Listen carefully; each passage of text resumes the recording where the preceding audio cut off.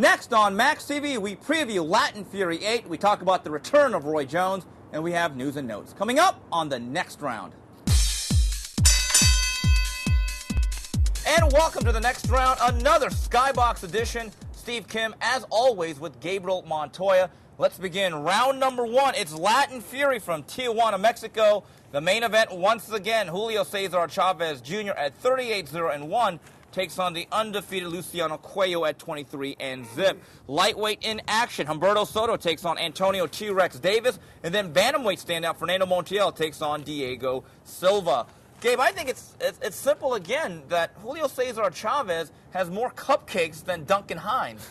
Well, you know, coming into it was 2008 at Bob Arum's birthday party over at the Mandalay Bay before a big fight in Vegas last year. He told us that in 2009, by the end of that, we will know what kind of fighter that Julio Cesar Chavez is, whether they'll have a fighter or they just have the son of a famous fighter. And so now we're still kind of having to pay for that development, watching that process grow. I mean, the best thing we can say about Cuello is he's an undefeated fighter. He's only fought one time out of Argentina, and that was in Spain. So his credentials, you know, might be a little bit of a mirage. But here's the thing about Chavez. He always seems to make fights that should be easy a little bit harder than they should be. And with an undefeated fighter, it's a guy that, you know, maybe doesn't know how to lose. So we could actually get a good fight out of this. Gabe, I'll say this about Chavez Jr. He does not make for bad fights. I absolutely agree, but I do question the work ethic. There's a lot of whispers out there that this guy has a sense of entitlement. There's been a couple times he hasn't made weight, a couple of other questionable weigh-ins, and the fact that you're struggling with Matt Vanda, 37, 38 fights into your career, and to need a rematch to erase that memory of that fight in the summer,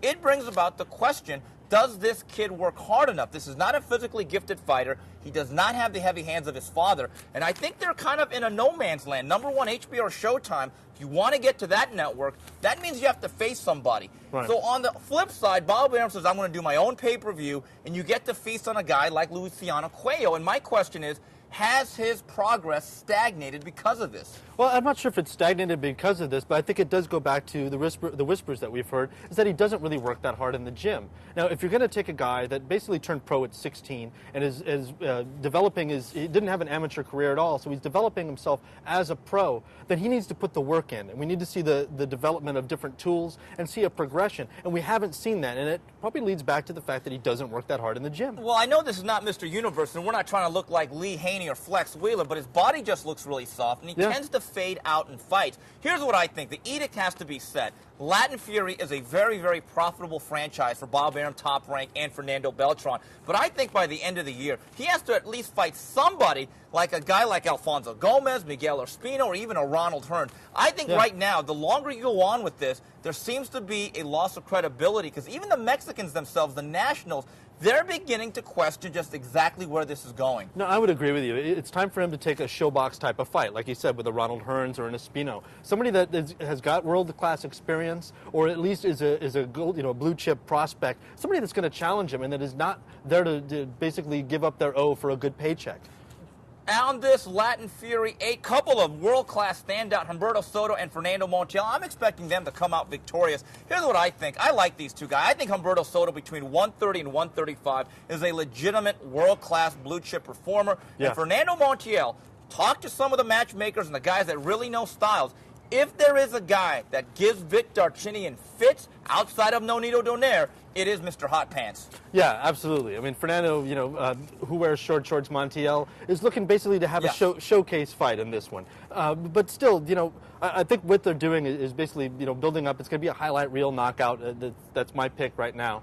And we're going to set up for basically the winner of Agbeko versus Darchinyan. I can't wait for that fight. And I think that Montiel is the kind of guy that's going to give Darchinyan fits. Yeah. In-and-out boxer. He's got power. He's got world-class experience. I think that's a great fight. Yeah, Montiel has reinvented himself like Madonna. I mean, a couple of years ago, he was Snooze City, USA. He would put you to sleep. He's become a more entertaining fighter. As for Humberto Soto, he's never grasped the brass ring, but he's come very, very close. Interesting development down the line. And this fight almost happened a couple of weeks ago. Humberto Soto, should he win, and Robert Guerrero, should he win his next fight, there's a very good shot Humberto Soto may be going ghost busting, and I think that is a 50-50 fight, Soto and Guerrero. I would lean towards Soto in the fight. I like his heart, I like his chin, I like his tenacity.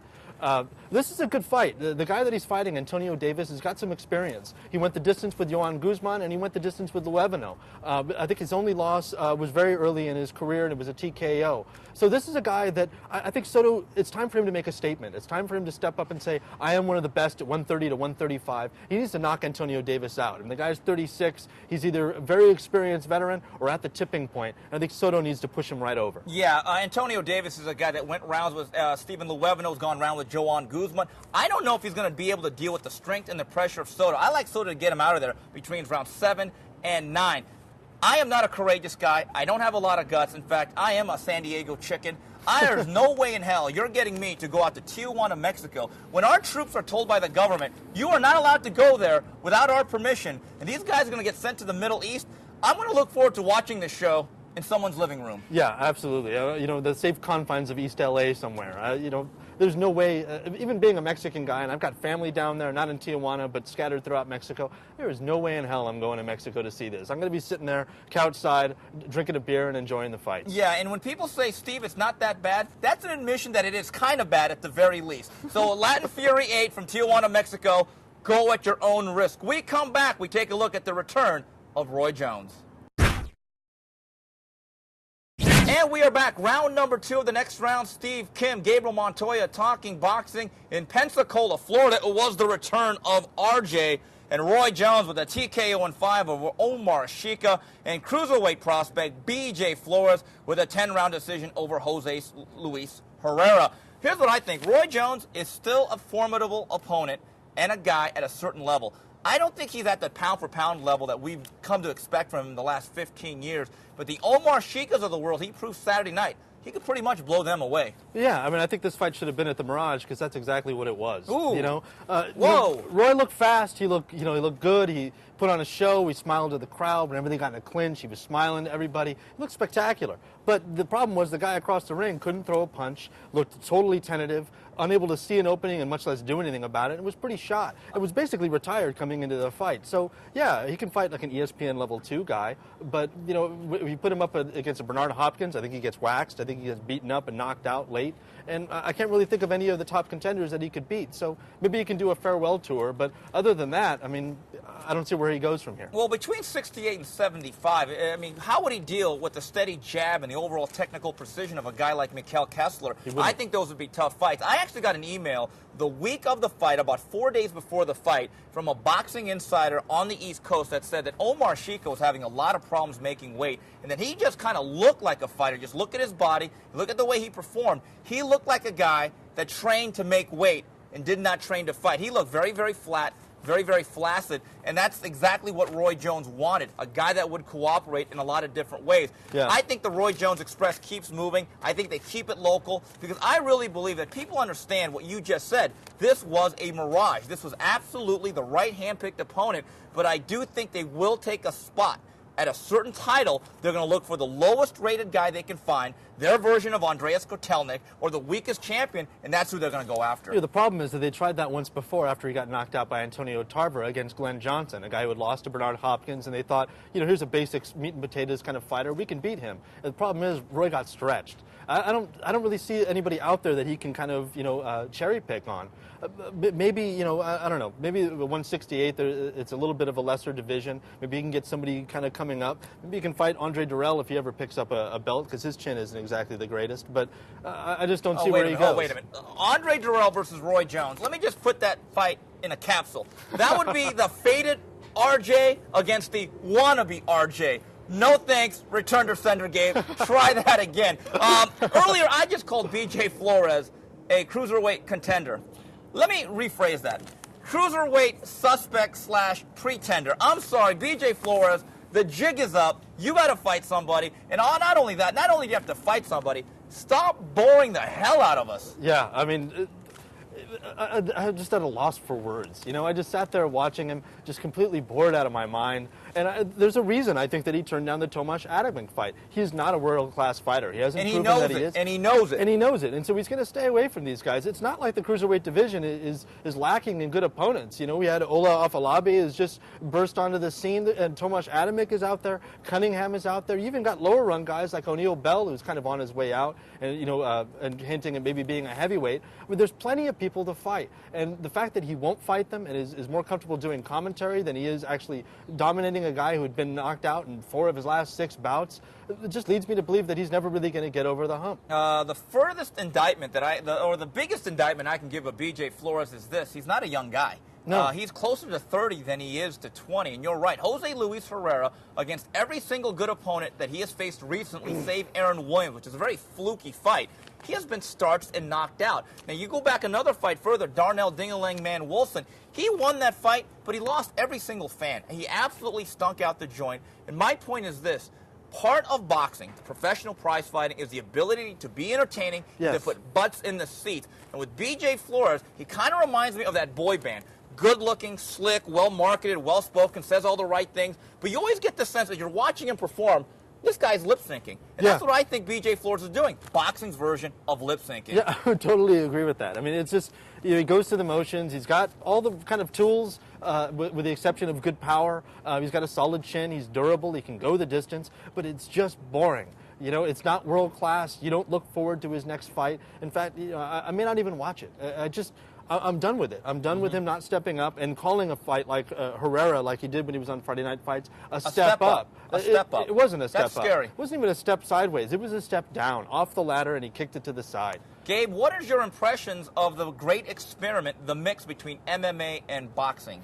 You know, I kind of enjoyed it. To me, good fights. A good fight is a good fight, and I don't think it was the highest level of MMA in the world. The Lashley fight was a little sloppy. His ground game was kind of crappy, but he did, he pulled out the win, and he was somewhat entertaining at times. The Jones fight was good. I thought the card was a little long. Long? Yeah. Gabe, little long. I've seen Jerry Lewis host telethons that were not as long as that. The bottom line is very simple. When you do a pay-per-view, it starts at 9 o'clock Eastern. You need to get that main event off before Sunday morning, folks. Yeah. In Square Ring, the last time they did a pay-per-view, which was all boxing, November 8th, Jones-Calzaghe, the main event didn't start till about midnight Eastern. So no matter what you have, whether you have a basketball game, a football game, or a lacrosse game as your undercard, get that main event off within 2 hours. Well, that's I would it. agree. That's it for the return of Roy Jones. We come back. We wrap it up with news and notes.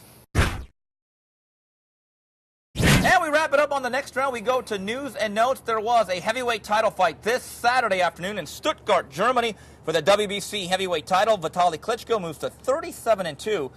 Registering his 36th stoppage at TKO in 9 over Juan Carlos Gomez, who drops to 44-2. Here's what I think. It was a systematic, methodical performance by Vitaly. It was Vitaly being Vitaly. But once again, we talk about these heavyweights who are just too doggone heavy. Juan Carlos Gomez looked like a guy who had a piano on his back. And if you recall when he was actually a heavyweight prospect back in 2002 or 3, when he fought the son of Sam, Sunil Sam, he was 215.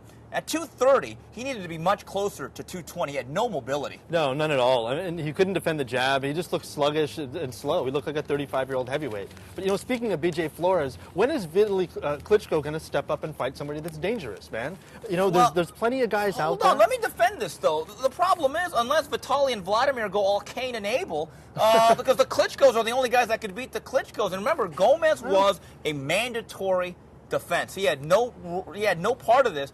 Now, the number 2 contender outside of Gomez, who's number 1 coming in, is a guy by the name of Chris Arreola. Now, there's a shot he might face him, but here's the problem. Got off the phone with somebody today. Guess who might get the number 1 contender in a mandatory position because of some legal action? Who? Oleg Muskayev. Oh. Yeah, that's exactly my reaction. So the thing is about the Klitschkos, I don't necessarily blame them right now. They are the best of a very mediocre lot. But tell me another fighter that does not have the name Klitschko attached to him that can actually beat Vitaly or Vladimir. I would take Ruslan Shagayev. I think Alexander Povetkin would give them all they could handle, especially Vladimir with his weak chin. But I think Shagayev showed against Valuev, who is as slow as time, that he can stay on the outside. He's got a southpaw style. He's got enough power and experience that he can come up with a game plan to negate the slow, lumbering Vitaly Klitschko, who's very awkward and tough and absolutely can find the range after a while. It looks like he's not able to do anything with that kind of Frankenstein-like jab that he's got. But I think Shagayev would be a guy that would fight small and give him a lot of trouble. Gabe, I agree with you. I think Shagayev is the third best heavyweight in the world. And I was very impressed by the way he stood in the pocket against value of a much bigger guy. Yeah. He consistently beat him to the jab and to the punch. But one thing about Vitaly, he's awkward, he's funny looking, he's mechanical, he's stiffer than a giant robot. But I got to tell you, the guy is absolutely effective. And I think he's not as stylish as Vladimir. I think he's much tougher, though. I really do. There is something about him. He will grit his teeth, and he will punish you. And I think, to me, the biggest problem we have in the heavyweight division, the two guys that should be making a fight are brothers, and unfortunately, that will not happen. Taking a look at the fight review, plenty of stuff going on. Friday night fights, Fernando Beltran Jr. Split decision in 12 over the tough game Miguel Roman. And then in England, Edison Miranda, TKO in 5 over Joey Vegas. And then in Ireland, in what might be the fight of the year, the WBA junior featherweight title, switches hands. Bernard Dunn, TKO in 11 over Ricardo Cordoba. And then on TV Azteca from the Playboy Mansion, Miguel Espino, TKO in 6 over Alejandro Terra Garcia. I don't know about you, but I'll say it once again. Nuts and bolts, nuts and bolts. He was screwed. I thought Miguel Roman won this fight against Fernando Beltran. I totally agree with you, man. This came down to a guy that looked like he was winning.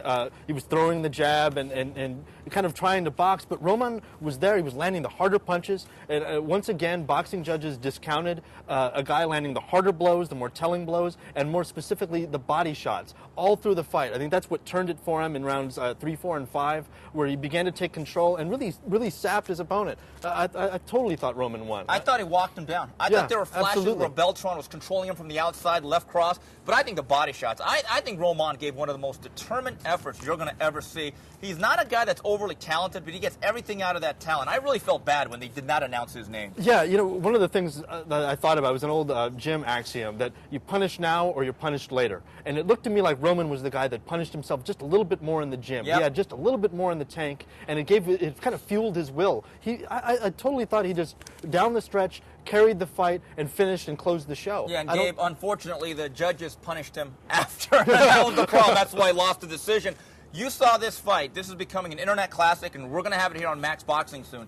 Bernard Dunn is a kid that I remember 6, 7 years ago was at Freddie Roach's gym. A nice kid, tried hard, got married, never came back. And I never would have thought, based on his recent performances, he is now a world champion in what was a hell of a fight. Oh, it was an amazing fight, man. Early on it was a little bit tight, and then in the third round, Dunn scored a knockdown. And if the round had been a little bit longer, it looked like he was going to get the champion out of there. And then in the fifth, the fight turned, and he suffered a cut and was knocked down twice himself, and he looked like he was ready to go. And then the fight just went back and forth all the way down to the 11th, where Dunn knocked down the champion 3 times, and now he himself is a champion. To me, it's fight of the year right now. Wow, that is saying something based on Marquez and Diaz. And Miguel Espino, what's interesting about him, he's a kid that has kind of been lost in the shuffle of being on the Contender, did not really get the cachet of being on that TV show. I think he's an overachiever. I don't think there's great talent, but you know what? He usually makes for pretty good fights, and I really believe this is the type of guy,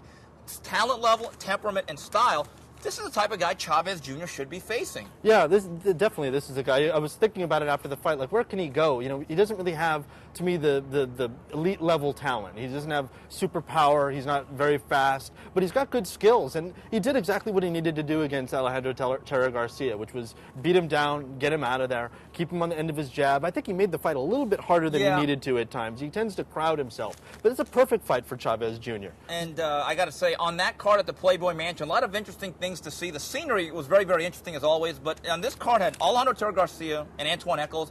I don't want to say the shop, but it was almost like having Tupac and Biggie in the same room. These guys, they've really got to look and think about doing something different with their lives. This is becoming very dangerous for both men. Taking a look at the fight preview, on Friday Night Fight, Sam Peter takes on Eddie Chambers at the Nokia Theater. Heavyweight crossroads battle, and also prospect Johnny Molina is on the bill. Then on Showbox, Friday night, Andre Durrell and Ronald Hearns co-headline. See you at the crossroads. I love to say that. I think Sam Peter, his back is against the wall. I think he needs to beat Eddie Chambers, but I'll say this. If Eddie Chambers comes in below 225 and in shape, I think he out-hustles him, and I think he counterpunches Sam Peter all night. I totally agree. I talked to him last week, and he looks in great shape. From what I've heard, he's looking great in the gym. He looks on weight. And you look at it, he lost to Alexander Povetkin in 08, and rather than take a bunch of time off, much like Sam Peter did after he lost to Vitaly Klitschko in 08, he instead went back-to-back with 3 different fights to close out the year. He scored 2 TKOs and 3 wins. It looks like a guy that's gotten over the loss. Mentally, he seems like he's past it, and rather he's learned from it. He realized that he needed to rededicate himself in the gym and get in better shape, and that's exactly what he's told me that he's done. I expect him to counterpunch all night. I expect him to turn the extremely immobile Sam Peter all night and walk him into shots and take a decisive, unanimous decision. Sam Peter's conditioning is not even questionable. It's just bad. He seems to be a guy that starts off like a drag racer, then 100 yards in, all of a sudden he's huffing and puffing. If Eddie Chambers does not get blitzed and caught within the first 3-4 rounds, I think the last 2/3 of the fight is really territory where Eddie Chambers can pick his spots and let his hands go. Andre Durrell, this is a guy that looked fantastic against Anthony Hanshaw, looking like a version of the Matrix / Roy Jones. But you know what? The fact he's still on Showbox bothers me. This series, which I love, is about young prospects on their way up. I think right now there's a saying, piss or get off the pot. I think Andre Durrell now is at that level. He shouldn't be on Showbox. He should be facing much liver competition at 168. Yeah, and I think the reason he's still on Showbox is maybe his handlers realize that he's just kind of inconsistent. You know, even from fight to fight and round to round. There's times when he just throws way too many punches. He punches himself out, and he's going to spend a couple rounds recovering. He's still not quite polished, and I'm questioning why. I mean, it seems like his development is taking absolutely forever. Well, it makes Andre Ward look like he's on the fast track. No, but I don't know about that. Andre Ward, any slower, he'd be going backwards. I got to tell you, the thing about Andre Durrell, classic case, I believe, of a kid that grew up watching Roy Jones, because he does not really have a fundamental grounding. And there's been a lot of questions whether the grandfather is really the technical guy that you need in the corner. Andre Durrell really has great athleticism, not necessarily great technique, but he does have a lot of talent. He's a difficult out. No matter what I think of his style, it's going to take a very good fighter on a very good night to beat the Matrix. Yeah. Ronald Hearns is a guy that I like. I don't know if he got too late of a start in the game of boxing. He obviously has the bloodlines. He has a pretty good right hand, but I just wonder, did he start off in this game a little bit too late? Yeah, he looks like he's missing, some of the little kind of veteran tricks or the little things that you pick up along the way in a full amateur career. I tend to think that he has started a little bit late, but I like his technique. I like his tenacity. The guy has definitely got some heart and some chin. I'm excited to see him again, and I'm just curious to see how far he can move along at this late stage in his life. The one thing he seems to lack is fluidity. He's not really smooth. He kind of seems to be a guy that kind of paints by numbers. There's not really a freestyle in there. Another fight for Chavez Jr., and I think this would be a big event. They're both 54-pounders. Chavez Jr., Ronald Hearns. Yeah, sons of champions. That's and talk about piss or get off the pot. It'd be time to basically either step up or step out. I'd love to see that fight, and I would pick Hearns by knockout. Wow, that is bold. That is bold. We're going to see who was better developed coming into that fight. I actually think that's a very, very interesting fight. Wrapping it up here with tidbits, guess what? It's the return. Floyd Mayweather will return to the boxing ring maybe July 11th. Also, James Kirkland against WBO junior middleweight title Sergey Zizernzuk has been moved back to August and April 4th. Vicente Escobedo replaces Jorge Barrios. He'll take on Carlos Hernandez April 4th. And Joel Casamayor is out versus Julio Diaz. Rolando Reyes may be the possible opponent. Going back up top, I am not stunned, but I got to tell you, I don't know what the big deal is over Mayweather coming back. I must be in the very, very vast minority. I think boxing is doing just fine without needs money Mayweather, who's in big debt with the IRS. Yeah, apparently pretty broke Floyd needs the money. Did you say pretty broke? Yes, I did. Oh, God. That's shame on you. Shame on you. I'm sorry. I'm on a roll today. Terrible. But, to me, maybe I'm in the minority of boxing writers, and I think that it's a good thing for boxing. If Floyd takes the fights that we want him to see. That was the big gripe for the last 4 or 5 years of his career. I didn't really care to see the Oscar De La Hoya fight. I wanted to see the Hatton fight at 140 where I thought it would actually matter. But maybe at this point in his career, he's going to have to take some tough fights. I think the Pacquiao fight's a good fight. I think the Shane Mosley is a great fight. And hopefully we'll get to see those. And I think that would be great for boxing. When you add more talent into the mix, it can only be a good thing. This story was actually broken by our own Thomas Hauser of Seconds Out and Max Boxing. A lot of speculation on on July 11th being the date. A couple of problems. Number one, if Floyd wants to go on HBO, his numbers are going to have to come way back down in terms of expectation. My guess is, in talking to some people and just kind of figuring things out, my guess is that he comes back against Juan Manuel Marquez, because they called him out, on a pay-per-view show, quite possibly on that Mexican holiday in mid-September, and then down the line in late November, December, fight the winner of Hatton Pacquiao. Now that I can live with, Gabe. Yeah, absolutely. I want to see him to fight the winner of Hatton Pacquiao. That's, to me, is other than Shane Mosley, that's the fight that I want to see. It's a pound-for-pound fight. It's definitely within his weight range, and the size difference isn't going to be too much. And Pacquiao is peaking right now, and I think he's going to knock Ricky Hatton out in about 5 or 6 rounds. So, Pacquiao, Mayweather, that's going to be the fight. I don't know about you, Gabe. Jorge Barrios is certainly a character, and him and Hernandez would have been a scrap on the inside. But you know what? I don't mind Vicente Escobedo, because here's a young kid who's kind of dying on the vine, had a lot of momentum, and ran into Daniel Jimenez, and has been shaky. I'll say this right now. If Vicente Escobedo, now forget winning, if he cannot look good or show a certain form against a faded Famoso Hernandez, you got to question his future in this game long term. Yeah, I think this is his 3rd or 4th fight with Nacho Beristain, and it's about time that the teachings of the great master finally sink in. We hear that he's great in the gym. Let's see him be great in the ring. He's got all the tools. He's got the pedigree. Let's see him translate everything that he's learned in Mexico into the ring. I'm beginning to think that even though Beristain is a great trainer and Escobedo has some talent, square peg, round hole. Certain trainers and fighters do not fit. Ask De La Hoya how much of a difference. I'm not so sure Vicente Escobedo is a reflexive counterpuncher that reacts well. I think he's a guy that needs to be proactive and initiate the offense and use his big, strong right hand. It just doesn't seem to be a fit, but I think this style's good for him. Hernandez has no special effects, as they say. He's going to keep coming, and he doesn't really come that fast anymore. But I think this is a big, big test for Vicente Escobedo in a lot of different ways. Well, that's it for this week's edition of TNR on behalf of Gabriel Montoya and the rest of Max Boxing. Till the next round, goodbye, everybody.